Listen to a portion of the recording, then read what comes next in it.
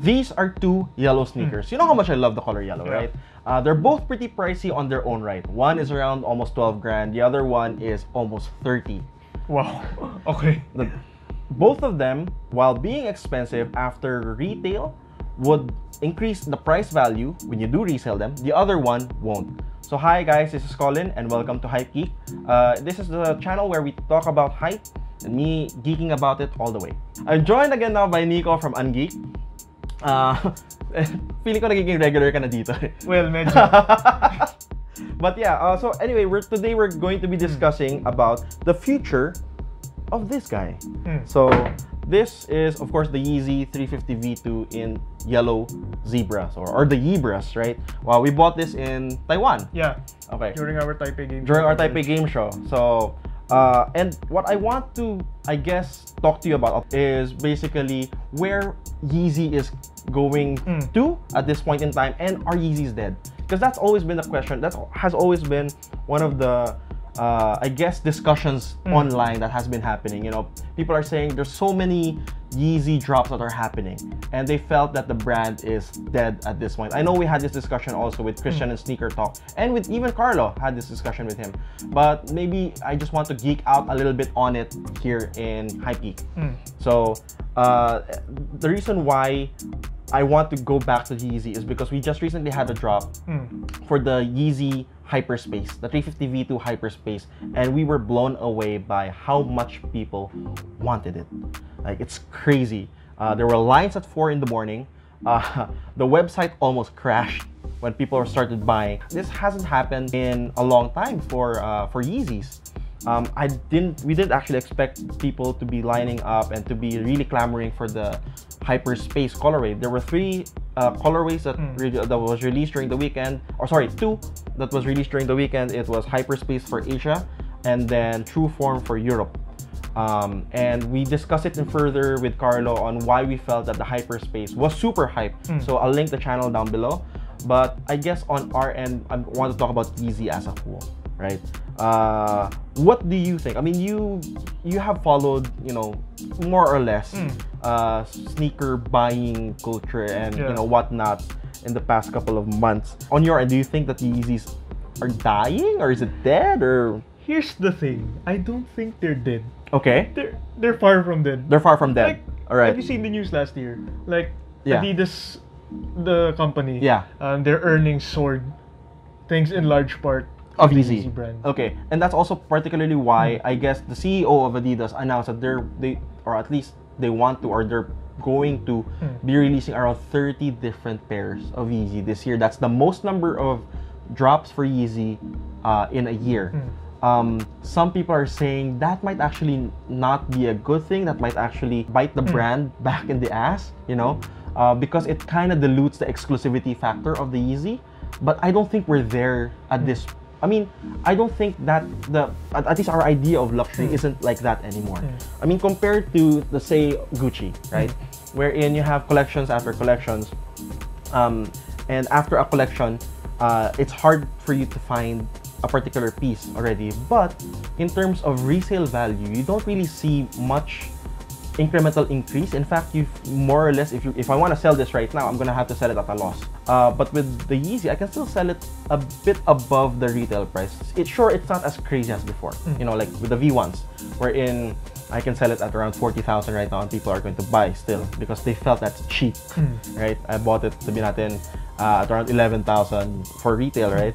But even with, like, example, this Libra V2, and even though this is a reissue, with the Hyperspace craze, we're seeing a rise on the interest of Yeezy. In StockX even, like, across the board, majority of the Yeezys went up in value in terms of reselling. We're seeing a new kind of luxury per se. I guess you do have a point when it comes to more attainable luxury. Yeah. Let's say you want... I like that. I like the term, attainable luxury. Sige, okay. Let's go with that. Let's go with that. So, let's go with that, okay. Because there are so many Yeezys coming out right now. Sure, some may argue that the Yeezy Hype, like in terms of resale prices skyrocketing, it's no longer going to be there. Okay. But on the flip side, the good thing about it is more and more people can actually get their hands on a Yeezy. On this one. That's true. What do you think about it? Since you're more in tune with like hype stuff. Like, well, I try true. again. The reason why I built this this channel is for us to openly discuss about hype, and I guess I want to hear your take first before I go fully into mine. I find it very, very interesting. Like, I find how streetwear for me has dictated what luxury is at this point. I like what you said about attainable luxury, because it's not on the level of, say, your Gucci's or your LV's or your Givenchy's, but it's something that when people buy it, you can still boast about it. Some are saying na what's happening right now with Yeezy is pretty much, or it's going to go in the way of how NMDs were before. Remember, back then NMDs were really, really hyped and really, really expensive. It would retail, or it's hard pressed for you to find an NMD before that was less than 10,000 pesos. You have to go outside, and people go abroad to buy it. And now NMDs are like 1 in a million. You go to a store, you can get one. I don't think that's going to happen with the Yeezy. So I think it carved its own category, and I think that's, and in terms of streetwear, street fashion, that's what it did. That's what it that's what it solidified in the luxury scene. There was an unmet market of people who have money, who wants to splurge on that and wants to feel good about in a community, but does not want to spend, like, say, 50 grand on a per shoe. And maybe they felt, I'm not there yet, I'm not that high luxury yet, but I want to express my progression in society, right? So here comes Kanye with an attainable luxury sneaker, and because the prices would go down, because more and more people can actually get it, I feel that it's growing a new community on its own. My take, I have two takes. One is personal, and the other more on the brand side. Alright, okay. So, personally, I don't have a Yeezy. Okay. Because, one, they're expensive. Yeah. They're still really expensive. Yeah. And two, sure, I can save up for one and maybe hope that resale prices aren't that big, but so far I haven't really seen a Yeezy that I absolutely want. Or absolutely must have. Okay. Color-wise, because they have earthy colors usually. Yeah. But still, if Yeezy or if Adidas continues to produce Yeezys, that's going to be good news for me. Yes. And good news for you, viewers who don't have Yeezys, but at least want one sometime in the future. Because it's easier now to get. Or it's going to be far more easier to get one. Yeah. So again, going back to the attainable luxury thing. Sometimes, I mean, high fashion brands do this. Like, they have either diffusion brands. They do have diffusion brands. Or they have cheaper pieces in their collection, like accessories. Yeah. So I guess it's kind of the same or similar to.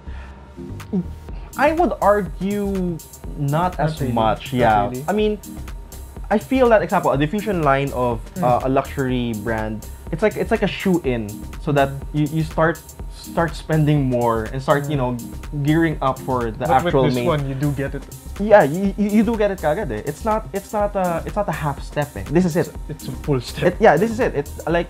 That's why I said I felt that it's carving a new category, right? It's not a half step of, oh, I want to have an LV later on, whatever, diba? But right now I think it's just, oh, it's nice to be part of this community.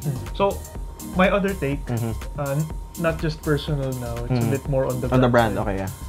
In the future, if Adidas and Kanye play their cards right with the Yeezy, I can see, this is gonna be a bit of a hot take, but I can see the Yeezy brand being what Jordan is for Nike.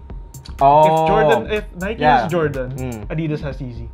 Oh, that's true. Right now, you can get a Jordan in a random Nike store near you. Yeah. But for the more hype releases, it's going to still be. There's going to be a line. There's going to be a line, yeah. I think that's going to be the same with Yeezys. Oh, so meaning there's going to be like a Yeezy that's a little bit more GR.